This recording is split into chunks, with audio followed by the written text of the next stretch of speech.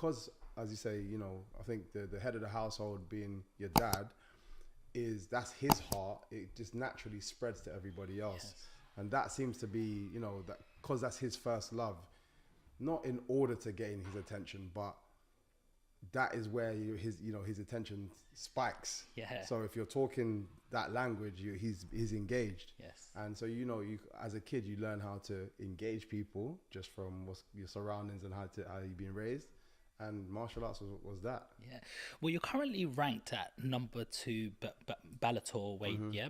It'll be number 1 in a second because my last fight, they haven't updated it, but yeah. Come on, get in. We've got the number 1 in the world right now. Come on, baby. But what I want to say is that through hard work? Or is that a gift or combination of both? Do you think somebody can make it without being gifted?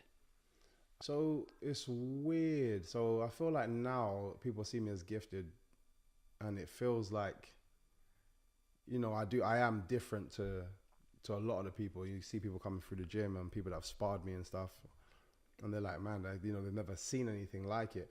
But at the same time, it was, as much as it wasn't in my adult years, as a kid, I used to get my ass handed to me for fun. Out of like my siblings, it was my oldest brother and my sister, who were the best two. My other older brother, he was better than me at the time, but he didn't care as much to do it. Like, he did it, but you can kind of see that he did it just to be, you know, in and around it.